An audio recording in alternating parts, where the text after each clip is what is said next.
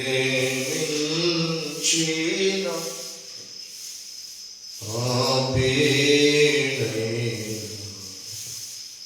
నన్ను ప్రేమించిన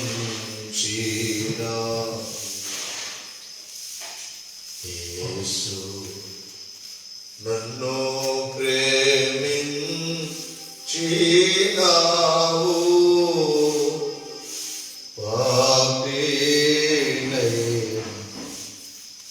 నన్ను ప్రేమించినావు నన్ను ప్రేమింపమా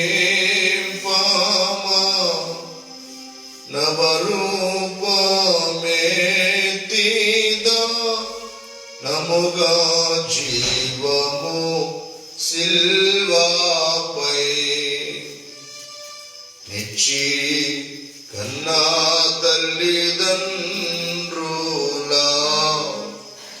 ఎన్నాదమ్ముల ప్రేమ కన్నా మించిన ప్రేమతో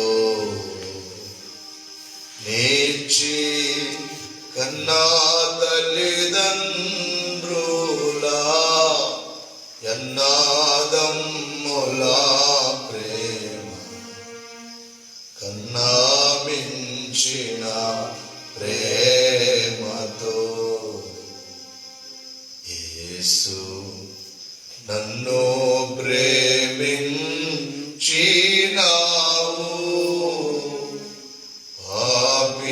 పాపినైనా నన్ను ప్రేమించినావు తల్లి గర్భమునానే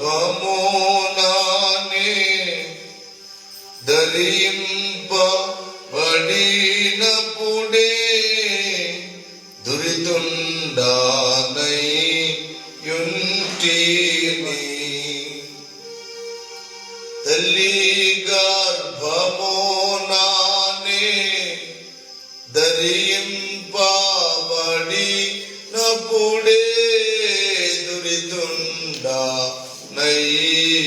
నయ్యుంటిని నా వల్ల చేయబడెను నెల్లా కార్యమోలెప్పుడు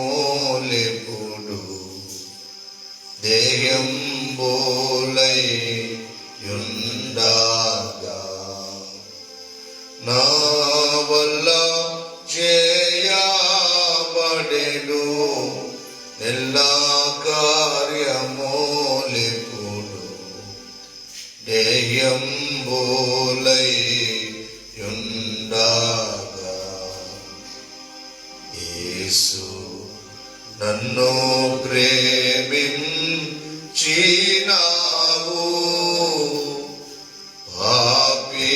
పాపినైనా నన్ను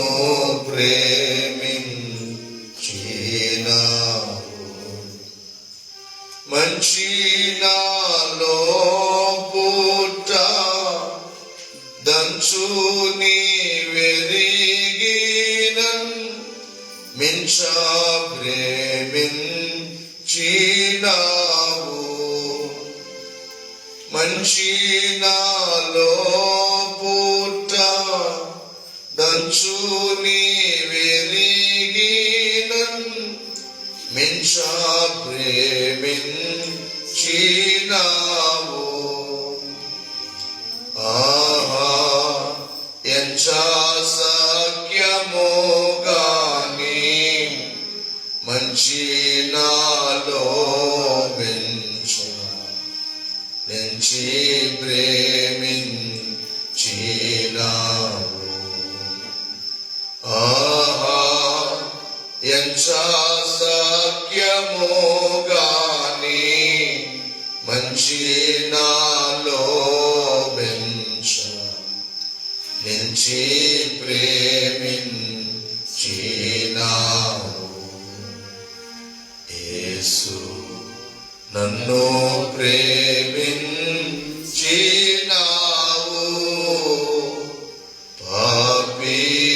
పాపినైనా నన్ను ప్రేమించినావు. నన్ను ప్రేమింపని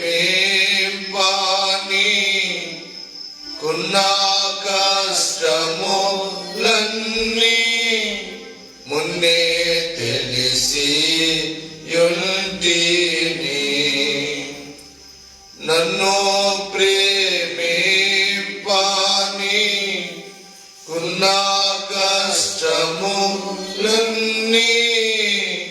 మున్నే తెలిసి యుంటివి. తెలిసి నన్ను ప్రేమింపని కున్న కారణమేమో ఎన్నా తెలియదు చిత్రము. తెలిసి నన్ను ప్రేమింపని కున్న కారణమేమో ఎన్నా తెలియదు చిత్రము. యేసు నన్ను ప్రేమించినావు.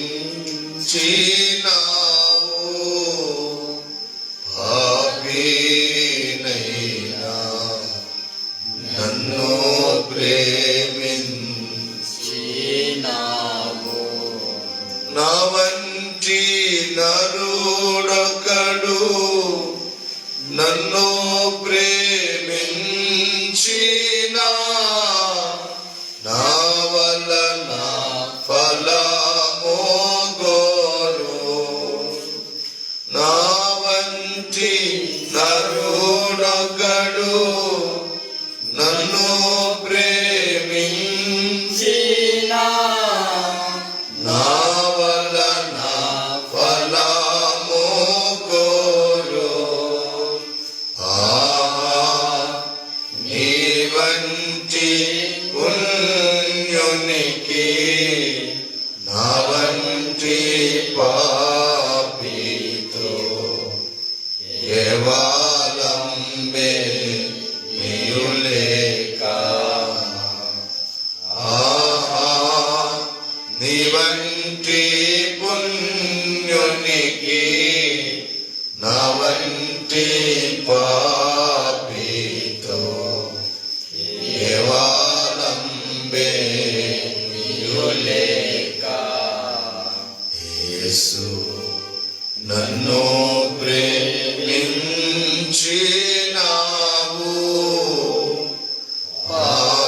పాపినైనా నన్ను ప్రేమించినావు. యేసు నన్ను ప్రేమించినావు. పాపినైనా నన్ను ప్రేమించినావు.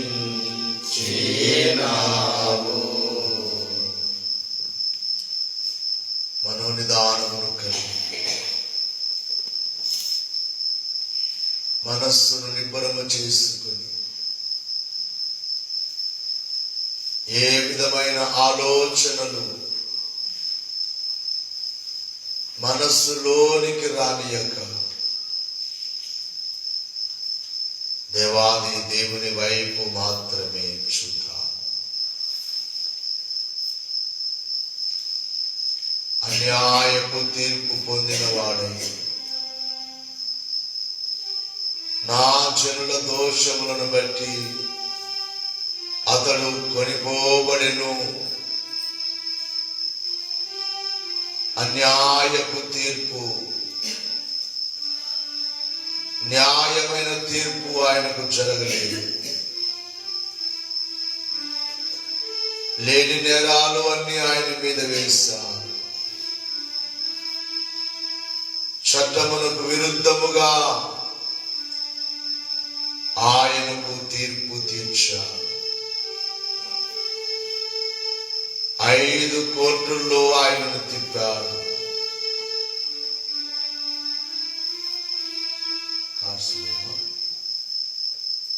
అనుసరించి లేచేయాలి. 5 కోర్టులు తిప్పారు. 5 కోర్టుల్లో అన్యాయమే జరిగినది, న్యాయం జరగలేదు. మొదట హన్నా కోర్టుకు తీసుకుని వెళ్ళా. అక్కడ ఆయనకు న్యాయము జరగలేదు. రెండవదిగా కయపా కోర్టుకు తీసుకుని వెళ్ళా. ప్రధాన యాజకుడైన కయపా యొద్దకు తీసుకుని వెళ్ళా. అక్కడ కూడా అపహాస్యము చేశా. అక్కడ కూడా ఆయనను అవమానపరిచా. నేరమేమీ లేకపోయినా. తర్వాత పిలాతు కోర్టుకు తీసుకుని వచ్చా. అక్కడి నుండి మరలా హేరోదు యొద్దకు తీసుకుని వెళ్ళా. సన్హెడ్రిన్ సభ ఎదుట నిలబెట్టా. హేరోదు దగ్గర, సన్హెడ్రిన్ సభ దగ్గర, ప్రధాన యాజకుడైన కయపా యొద్ద దగ్గర, హన్నా దగ్గర ఎక్కడ ఆయనకు న్యాయం జరగలేదు. కడుపు మరలా పిలాతు దగ్గర తీసుకుని వచ్చా. నేరం రుజువు కాలేదు. పొద్దు పిలాతు అంటున్నాడు, ఈయన యందు ఏ నేరము నాకు కనబడలేదు, ఏ నేరము కనబడలేదు. పండుగలో ఒక ఖైదీని విడుదల చేయ వాడుక ఉన్నది కనుక నేను యేసును విడుదల చేస్తాను అంటున్నాడు. ప్రభుత్వం అంటున్నారు, నిన్ను విడిపించుటకు నాకు అధికారం ఉన్నది, మాట్లాడమంటున్నారు.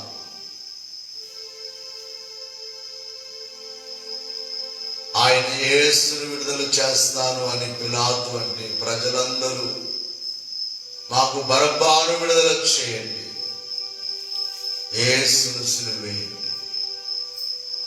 ఇతడెందుకు ఏ దుష్కార్యము చేశాడు అని అంటే వారు ఒప్పుకోవట్లేదు. సిలువ వేయము, సిలువ వేయము, సిలువ వేయము అని ఏక శబ్దముతో కేకలు వేయించున్నా. బైబిల్లో వ్రాయబడింది, న్యాయము గెలవలేదు కానీ వారి కేకలే గెలిచి అల్లరెక్కువ కూర్చున్నది, తన వలన ప్రయోజనమేమీ లేదు అని నీళ్లు తీసుకుని వచ్చి చేతులు కడుక్కున్నాడు. ఈ నీతివంతుని గూర్చి నేను నిరపరాధిని, మీరే చూసుకోండి అంటే వారంటున్నారు, వారి రక్తము మా మీద, మా పిల్లల మీద ఉండుగాక అని శపించుకున్నారు. అందుకే వారు కోరుకున్నట్లుగానే ప్రభు సిలువ వేయబడిన తర్వాత ఇశ్రాయేలీయులు యెరూషలేములో గుర్రపు డెక్కలు మునిగి అంత రక్తము కాలినదట. వారి యొక్క రక్తము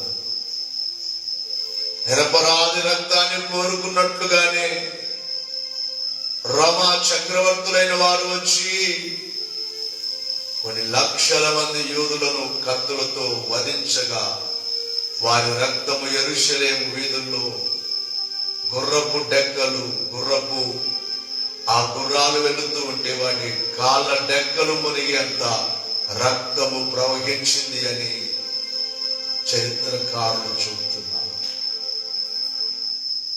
వారు కోరుకున్నట్లుగానే వారి రక్తము మా మీద, మా పిల్లల మీద ఉండుగాక అన్నట్లుగానే ప్రభు యొక్క రక్తాన్ని బట్టి ఎందరో యూదులు హతమైపోయారు. నీతివంతుణ్ణి బాధ పెడితే, పరిశుద్ధిని బాధ పెడితే ఆయన దేవుడు ఊరుకుంటాడా? అందుకే వారు కోరుకున్నట్లుగా శాపం వారికి వచ్చింది. దేవుడు ప్రేమామయుడు. ఆయన తీర్పులు న్యాయము కాదు, అన్యాయమైన తీర్పు. ఎందుకు ప్రభు అన్యాయపు తీర్పు పొందాడు అంటే ప్రతి మనిషి న్యాయం మీద పీఠం మీద నిలబడవలసిన వారు. ప్రభు ఎలాగైతే నిలబడ్డారో, ప్రభు నేరము చేసి నిలబడలేదు. మనం పాడుకుంటాము కదా, నిరపరాధి అయినా తండ్రిని నిలువబెట్టి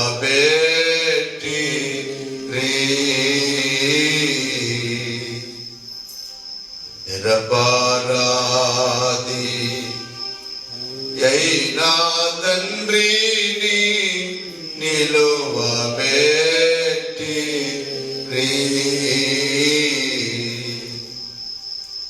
దొరదానాము వారి ఎదుట పరిహసించిరి, పరిహసించిరి,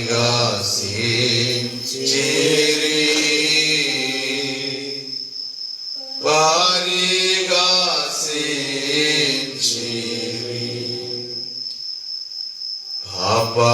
పాపమేరుగా నటి ప్రభుని బాధ పెట్టిరి,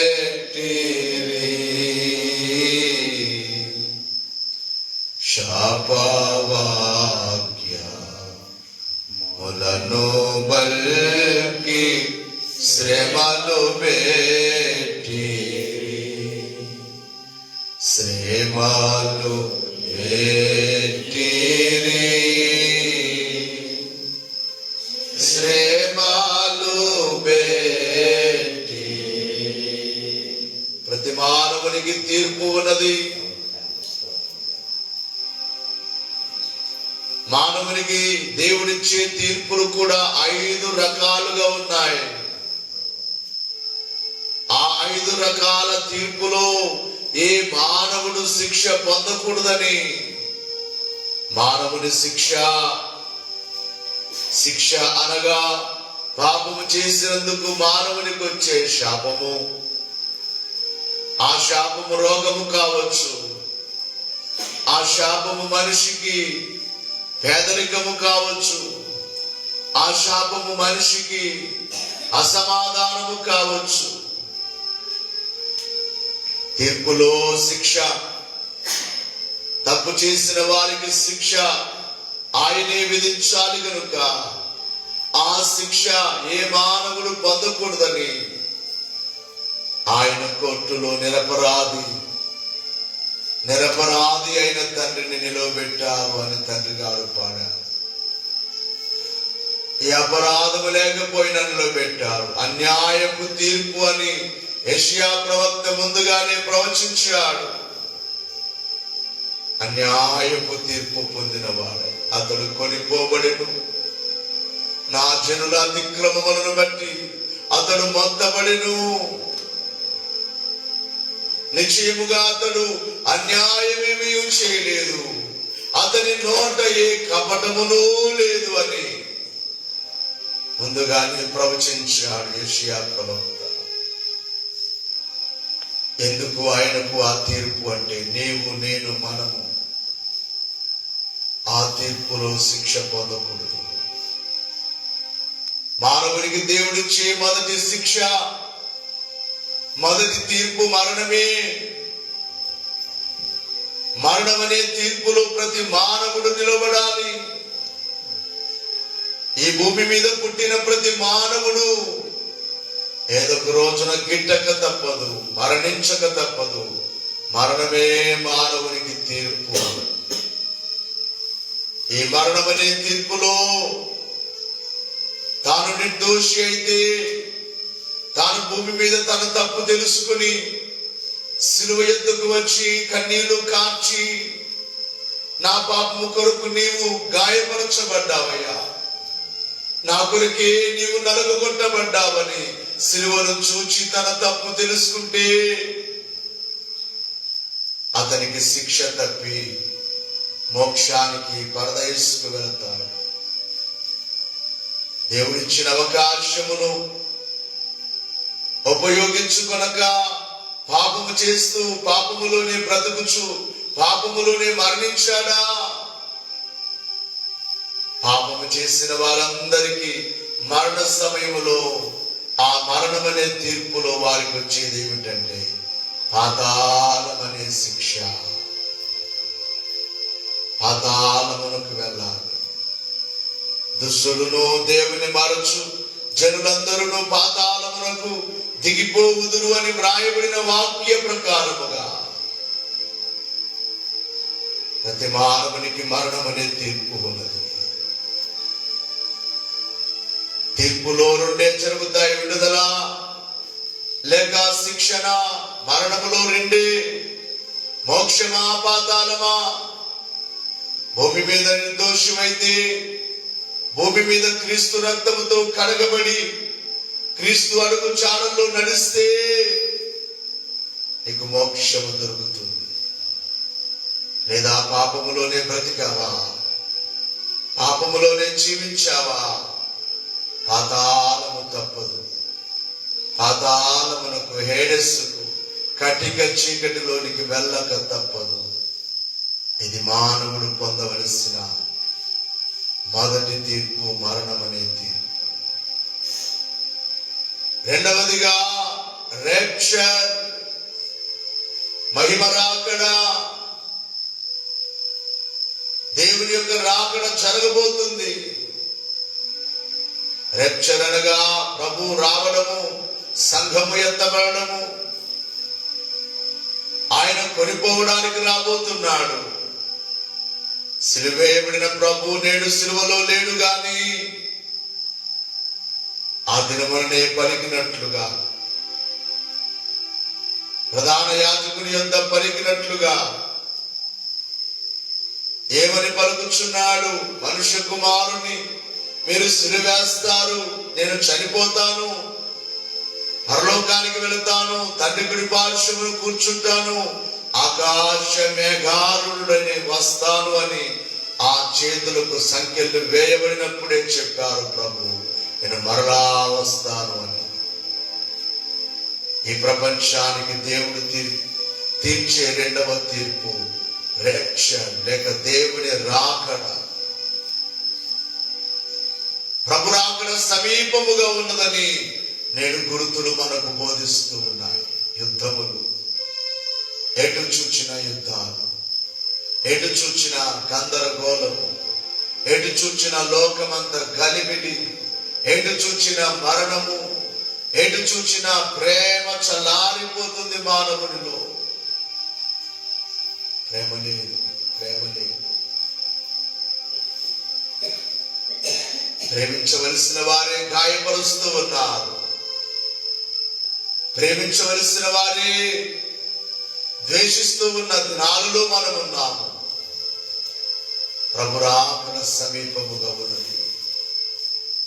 ఈ రాకడలో కూడా రెండు జరుగుతాయి. సిద్ధపడ్డావా?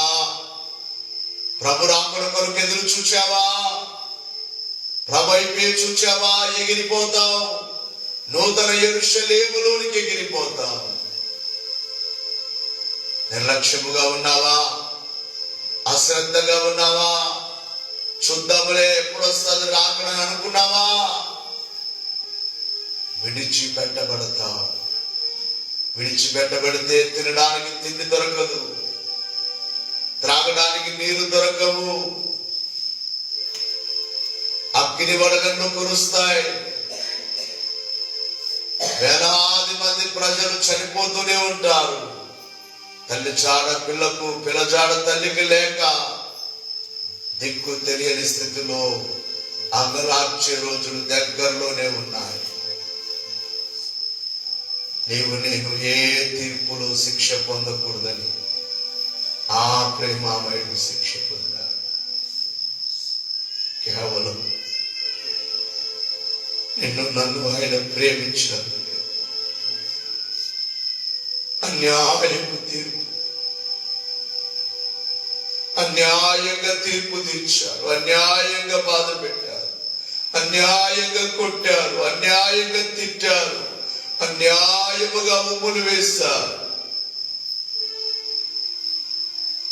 అన్యాయముగా 39 కొరడా దెబ్బలు కొట్టారు, అన్యాయముగా మొయ్యలేని సిలువను ఆయన భుజం మీద మోపారు, అన్యాయముగా సిలువలో పరుండబెట్టి సిలువ పైన 2 చేతులను లాగి మేకులు కొట్టారు, 2 పాదములు జత చేసి మేకు కొట్టారు,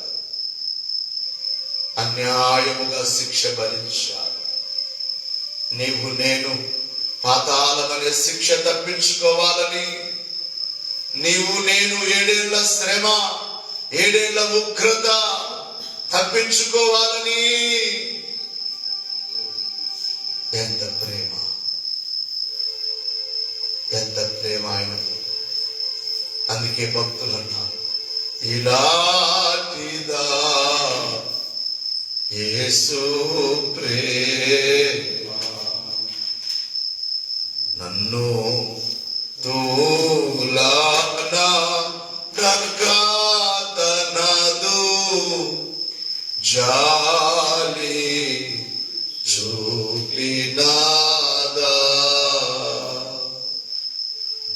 ఇలాంటిదా యేసు ప్రేమ, ఇలాంటిదా. పాపిని తోలనాడవలసినది. ప్రతి మానవుడు పాపే, కానీ ఎదుటి వారి తప్పులు చాలా మంది ఎత్తి చూపిస్తారు. నేను కూడా పాపిని కదా అని అనుకోడు. వారి తప్పులే చూపించే మానవుడు. ఆయనే మనల్ని తోలనాడవలసినది. ఆయనే మనల్ని మీరు పాపులు అని త్రోసివేయవలసినది. ఆయన పరిశుద్ధుడై ఉండి, ఆయన నీతివంతుడై ఉండి, ఆయన నిర్దోషి అయి ఉండి పాపి కొరకే వచ్చా, మనల్ని ప్రేమించి వచ్చా. భక్తులు పాడుచు ఉన్నారు, నన్ను ప్రేమింప, నన్ను ప్రేమింపమా, నవరూపమేతి దానముగా జీవము సిల్వాపై నిచ్చి కన్నా తల్లిదండ్రులా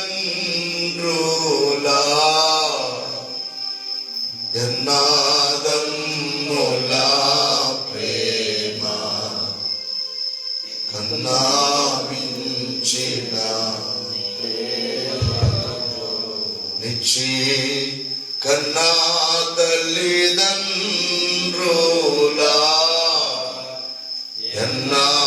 ఎన్నాదమ్ములా ప్రేమ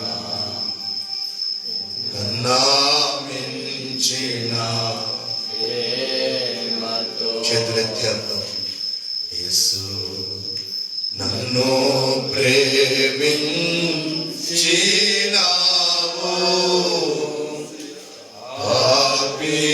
పాపినైనా నన్ను ప్రేమించినావు.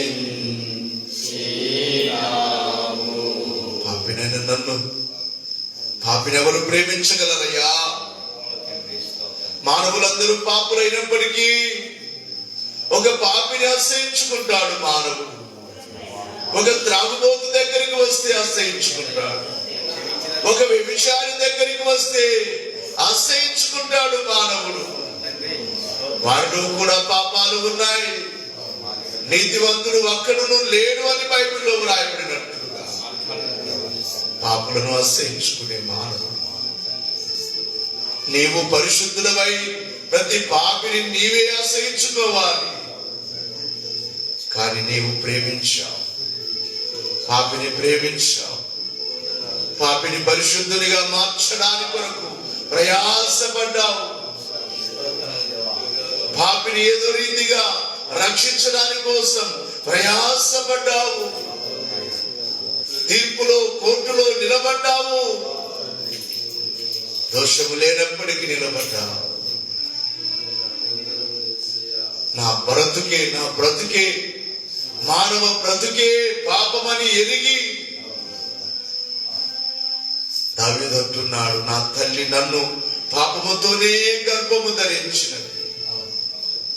తల్లి గర్భము నానే ధరింపబడినప్పుడే దురిదుండానయ్యుంటిని.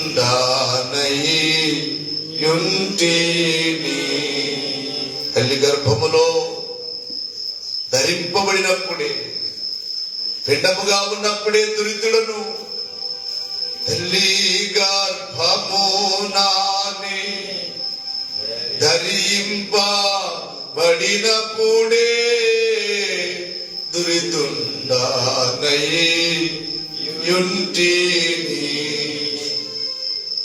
నా వల్ల చేయబడెను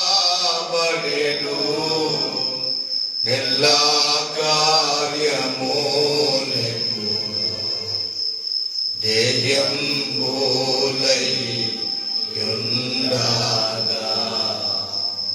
నా వల్ల చేయబడెను నెల్ల కార్యము ధైర్యంబోలయ్యుండగా. చేతులెత్తి అమ్మ, యేసు నన్ను ప్రేమించినావు,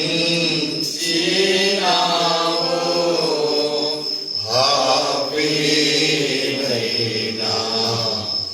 నన్ను సిలువ వైపు చూస్తూ చేతులెత్తు. యేసు నన్ను ప్రేమించినావు,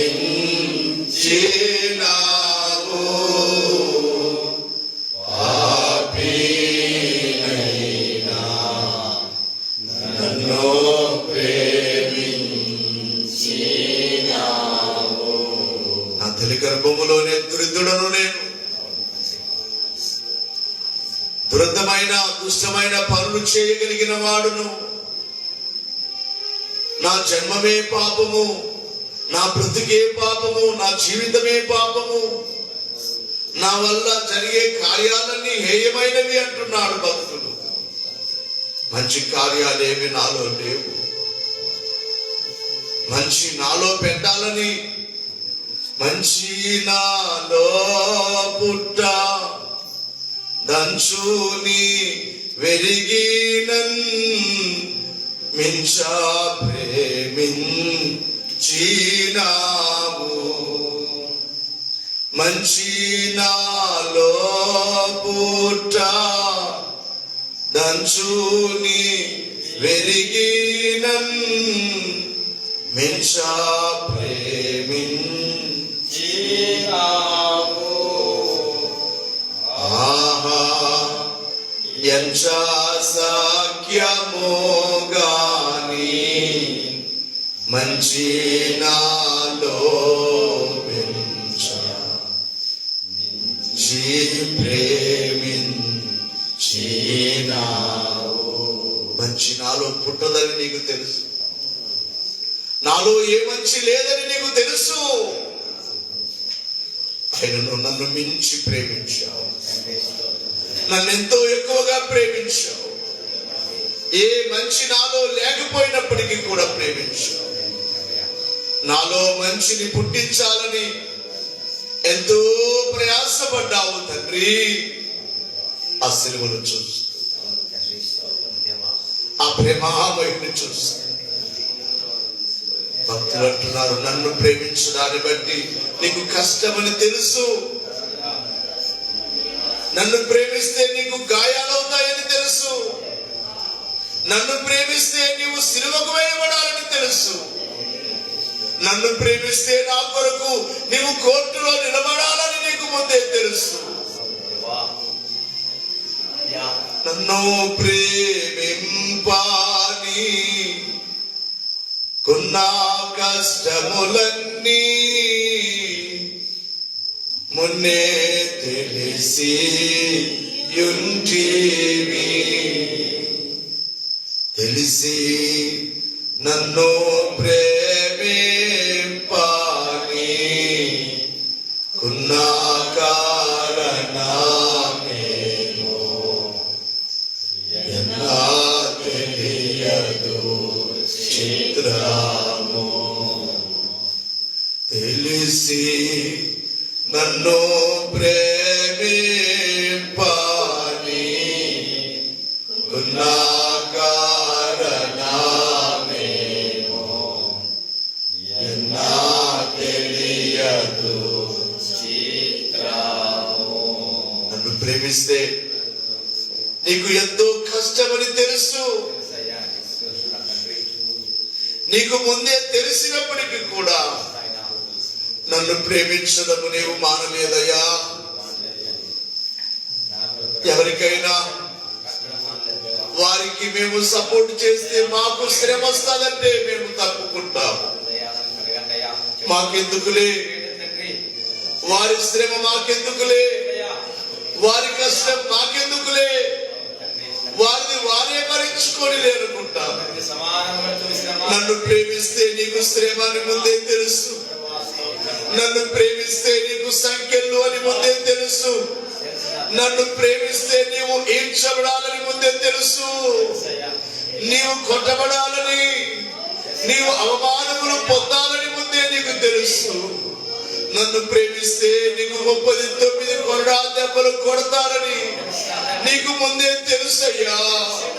నన్ను ప్రేమిస్తే నీ తలకు ముళ్ళ కిరీటం పెడతారని నీకు ముందే తెలుసయ్యా. నన్ను ప్రేమిస్తే మోయలేని సిలువ భారము నీవు మోయాలని నీకు ముందే తెలుసయ్యా. నన్ను ప్రేమిస్తే నీ చేతులలో పాదములలో మేకులు కొడతారని ముందే తెలిసినప్పటికీ కూడా ఈ పాపిని ప్రేమించావు. ఇదిగో తీర్పులో శిక్ష పొందకూడదని, మరణమనే తీర్పులో నేను పాతాళానికి వెళ్ళకూడదని, రేక్ష రాకడ తీర్పులో నేను 7 ఏళ్ల ఉగ్రతలో ఉండకూడదని తండ్రి. 7 ఏళ్ల శ్రమలో మా మనసును మార్చండి దేవా. వాకరించండి, తీర్మానం చేసుకో, పరీక్ష చేసుకో. అయ్యా కుమారుడా, కుమార్తె, శిలువ ధ్యానం చేయించిన నీవు ప్రభుని ప్రేమిస్తున్నావా? పరిశుద్ధాత్మ తండ్రి అడుగుచున్నాడు.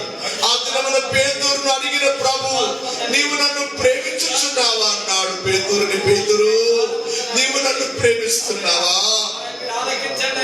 ఈ ఉదయ కాలములో పరిశుద్ధాత్మ తండ్రి వేదనతో నిన్ను అడుగుచున్నాడు. నిన్ను అంతగా ప్రేమించిన ప్రభుని నీవు ప్రేమిస్తున్నావా? ఒక్కసారి పరీక్ష నేను ప్రేమిస్తాను, నిన్ను ప్రేమిస్తాను, నిన్ను ప్రేమిస్తాను, నిన్ను ప్రేమిస్తాను. నన్ను ప్రేమించిన యేసయ్యా, ఎవరు అందుకోలేని ప్రేమ తండ్రి.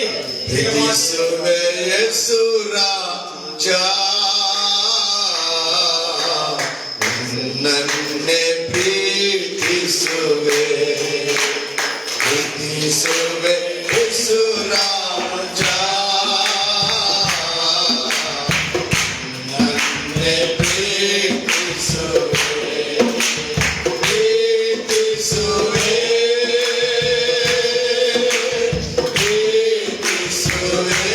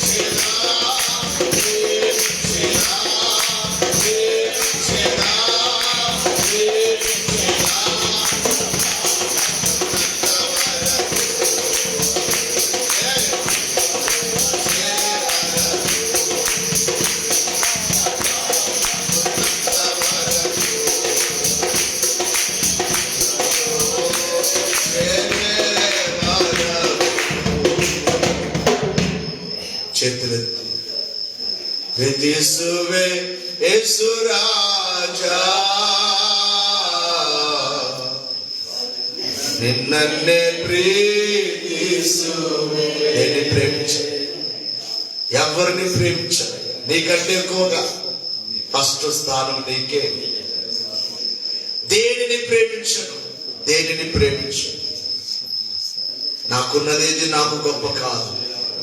నా బంధువులు, నా స్నేహితులు, నా కుటుంబం నాకు గొప్ప కాదు. మొదటి స్థానం నీకే. ఎందుకంటే నీవు నన్ను ప్రేమించావు. మొదటిగా నేను పుట్టక ముందే ప్రేమించావు. నేను భూమి మీదకి పడక ముందే నన్ను ప్రేమించావు. నేను భూమి మీదకి రాకముందే నా కొరకు ప్రాణం పెట్టి ప్రేమించిన నా ప్రాణప్రియుడవు నీవు కదయ్యా. నీకే నా స్థానం. ఇంతవరకు ఎవరెవరికో ఇచ్చానేమో, నాలో ఎవరెవరికో స్థానం ఇచ్చానేమో. క్షమించు తండ్రి, నన్ను నిన్నే ప్రేమిస్తాను కడవరకు, ప్రాణమున్నంత వరకు, ఈ దేహం మట్టిలో కలిసిపోయేంత వరకు, ఈ ఊపిరి ఆగేంత వరకు, ఈ యాత్ర ముగిసేంత వరకు నిన్నే ప్రేమిస్తాను. నన్ను ప్రేమించిన నా ప్రియుడవు నీవు. నన్ను ప్రేమించి నా కొరకు కోర్టులో నిలబడ్డావు. నన్ను ప్రేమించి నా కొరకు శిక్షను అనుభవించావు. నన్ను ప్రేమించి నా కొరకు నీ దేహమంతా గాయాలు చేసుకున్నావు. ఎక్కడ గ్యాప్ లేకుండా తల మొదలుకున్న అరికాల వరకు గాయాలు చేసుకున్నావు. కేవలం ఈ పాపిని ప్రేమించినందుకే కదయ్యా నీకంత కష్టము. నేను కూడా నిన్ను ప్రేమిస్తాను తండ్రి. ప్రభుని చూస్తాను. కొద్ది నిమిషాలు మౌనంగా దేవుని వైపు చూద్దాం. దేవా, నాకు కనబడు, నాతో మాట్లాడు. దేవా, అందరికీ కనబడు, అందరితో మాట్లాడు. కొద్ది నిమిషాలు మౌనం త్యాగం. అందరూ మోకరించి రెండు చేతులు జోడించి మౌనముగా దేవుని వైపు చూద్దాం.